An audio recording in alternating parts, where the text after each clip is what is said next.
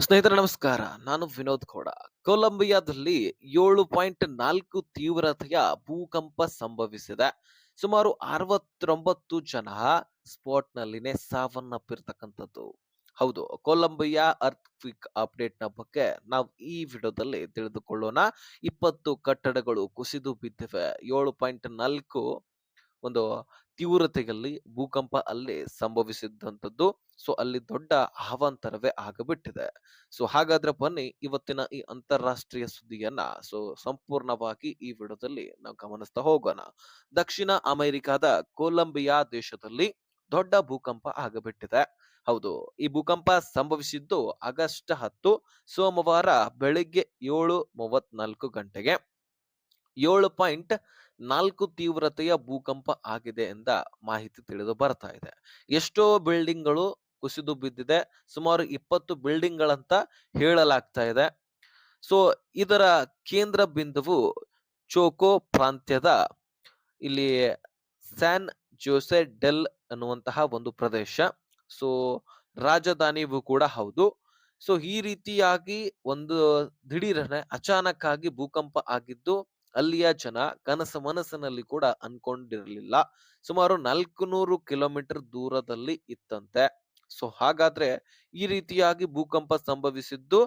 So ಒಟ್ಟಾರೆಯಾಗಿ ಅಲ್ಲಿ 69 ಜನ ಸಾವನ್ನಪ್ಪಿದ್ದಾರೆ. 20 ಕಟ್ಟಡಗಳು ಕುಸಿದು ಬಿದ್ದಿದೆ. ಅದೇ ರೀತಿಯಾಗಿ USGS ಒಂದು ಪ್ರಕಾರ ಈ ಭೂಕಂಪ 79 ಕಿಲೋಮೀಟರ್ ಆಳದಲ್ಲಿ ಆಗಿದೆ ಅಂತೆ. ನೀವು ಥಿಂಕ್ ಮಾಡಿ ಯಾವ ರೀತಿಯಾಗಿ ಈ ಭೂಕಂಪ ಸಂಭವಿಸಿರಬಹುದು ಅಂತ. ಒಟ್ಟಾರೆಯಾಗಿ ಈ ಭೂಕಂಪದಲ್ಲಿ ಕನಿಷ್ಠ 69 ಜನ ಮೃತಪಟ್ಟಿದ್ದಾರೆ ಅಂತ ಅಧಿಕಾರಿಗಳು ತಿಳಿಸಿದ್ದಾರೆ. ಪಶ್ಚಿಮ ಕೊಲಂಬಿಯಾದಲ್ಲಿ ತೀವ್ರ ಹಾನಿ ಆಗಿದೆ. ಚಾಲಿ ನಗರದಲ್ಲಿ ಒಂದೇ 20 ಕಟ್ಟಡಗಳು ಕುಸಿದು ಬಿದ್ದಿವೆ. ಕಟ್ಟಡಗಳಲ್ಲಿ ಅವಶೇಷಗಳಲ್ಲಿ ಜನರು ಕೂಡ ಸಿಲುಕಿಕೊಂಡಿರ್ತಕ್ಕಂಥದ್ದು. ಸೊ ಅಲ್ಲಿಯ ಪ್ರಾಣಿ ನಾಯಿಗಳು ಕೂಡ ಸಿಲುಕಿಕೊಂಡಿರ್ತಕ್ಕಂಥದ್ದು. ಸೊ ಜನ ಓಡಾಡ್ತಾ ಇರುವಂತದ್ದು ನೀವೆಲ್ಲರೂ ಕೂಡ ಗಮನಿಸ್ತಾ ಇದ್ದೀರಿ. ಅಲ್ಲಿರ್ತಕ್ಕಂತಹ ಜನ ಆ ಒಂದು ಕಟ್ಟಡ ಬಿದ್ದಿರೋದನ್ನ ಅದನ್ನ ತೆಗೆದು ಎಸೆದು ಅಲ್ಲಿಯ ಜನರನ್ನ ಕಾಪಾಡ್ಲಿಕ್ಕೆ ಪ್ರಯತ್ನವನ್ನು ಕೂಡ ಮಾಡ್ತಾ ಇರೋದು ನೀವು ಈಗಾಗಲೇ ವಿಡಿಯೋದಲ್ಲಿ ಗಮನಿಸ್ತಾ ಇದ್ದೀರಿ. ಸ್ನೇಹಿತರೆ, ಇದಷ್ಟೇ ಅಲ್ಲದೆ ಬೇರೆ ಕಡೆನೂ ಕೂಡ ಸಾಕಷ್ಟು ಭೂಕಂಪ ಆಯ್ತಂತೆ. ಹೌದು, ಕ್ಯೂಬ್ಟೋ, ಅದೇ ರೀತಿಯಾಗಿ ಪ್ರೆರಾಯ್, ಅದೇ ರೀತಿಯಾಗಿ ಅರ್ಮೈನಾ ಅನ್ನುವಂತಹ ಪ್ರದೇಶಗಳಲ್ಲಿ ಕೂಡ ಇಲ್ಲಿ ಒಂದು ಕಟ್ಟಡಗಳಿಗೆ ಹಾನಿ ಆಗಿದೆ, ಬಿರುಕುಳು ಬಿಟ್ಟಿದೆ, ಒಂದ್ ಸ್ವಲ್ಪ ಅಳ್ಳಾಡಿದಾವೆ ಅನ್ನುವಂತಹ ಮಾಹಿತಿಗಳು ಇಲ್ಲಿ ದೊರಕ್ತಾ ಇದೆ. ಸೊ ಜನರು ಆತಂಕದಲ್ಲಿ ಮನೆಯಿಂದ ಹೊರಗಡೆ ಓಡಿ ಬಂದಿದ್ದಾರೆ. ಏರ್ಪೋರ್ಟ್ಗಳಲ್ಲಿ ಕೂಡ ಅಲ್ಲಿ ಹಾನಿ ಆಗಿದೆ ಅಂತ ವರದಿ ಆಗ್ತಾ ಇದೆ. ಸಾಕಷ್ಟು ಏರ್ಪೋರ್ಟ್ಗಳಲ್ಲಿ ಬಿರುಕು ಬಿಟ್ಟಿರೋದು ಜೊತೆಗೆ ರೋಡ್ಗಳಲ್ಲಿ ಸೀರುವಂತಹ ರೂಪದಲ್ಲಿ ಒಂದು ಕಾಣಿಸ್ತಾ ಇರುವಂತ. ಸೊ ಈ ರೀತಿಯಾಗಿ ಭೂಕಂಪ ಅಲ್ಲಿ ಸಂಭವಿಸಿದೆ. ಸೊ ಜೊತೆಗೆ ಈ ರಕ್ಷಣಾ ಕಾರ್ಯಾಚರಣೆ ನಡೀತಿದೆ. ಇದಕ್ಕೆ ಸಂಬಂಧಪಟ್ಟಂತೆ ಒಟ್ಟಾರೆಯಾಗಿ 69 ಜನ ಅಲ್ಲಿ ಮೃತಪಟ್ಟಿದ್ದಾರೆ. ಸಾಕಷ್ಟು ಜನ ಗಾಯಗೊಂಡಿದ್ದಾರೆ. ಅನೇಕ ಜನ ಆ ಕಟ್ಟಡ ಕೆಳಗಡೆ ಸಿಲುಕಿಕೊಂಡಿದ್ದಾರೆ. ಪ್ರಾಣ ಅಪಾಯದಿಂದನೂ ಕೂಡ ಕೆಲವೊಂದಿಷ್ಟು ಜನ ಪಾರಾಗಿದ್ದಾರೆ. ಅವರ ಹಣೆ ಬರಹ ಅಂತ ನಾವು ಕರಿಬಹುದು. ಇಂತಹ ಸಿಚುವೇಶನ್ ನಲ್ಲಿ ಉಳಿಯೋದೇ ಕಷ್ಟ.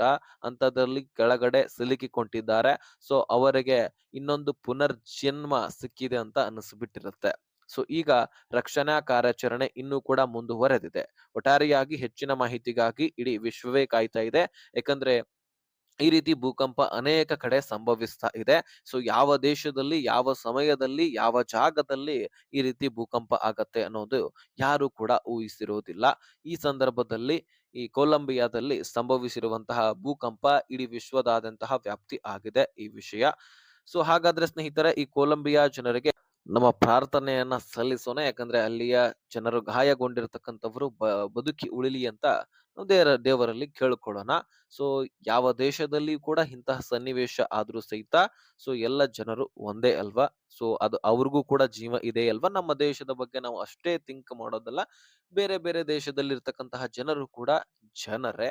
ಸೊ ಅದು ಒಂದು ಜೀವನೇ. ಸೊ ಹೀಗಾಗಿ ನಾವು ಕೂಡ ದೇವರಲ್ಲಿ ಪ್ರಾರ್ಥನೆ ಮಾಡ್ಕೊಳ್ಳೋಣ. ಸೊ ಇನ್ನಷ್ಟು ಅಪ್ಡೇಟ್‌ಗಾಗಿ ಇಂತಹ ಒಂದು ವಿದೇಶದಲ್ಲಿರ್ತಕ್ಕಂತಹ ಅಪ್ಡೇಟ್ ಹಾಗೂ ಪೊಲಿಟಿಕಲ್ ಬಗ್ಗೆ ಮಾಹಿತಿಗಳನ್ನ ತಿಳಿದುಕೊಳ್ಳಲು ನಮ್ಮ ಚಾನೆಲ್ ಅನ್ನ ಸಬ್ಸ್ಕ್ರೈಬ್ ಮಾಡಿ ಇಟ್ಕೊಂಡ್ಬಿಡಿ.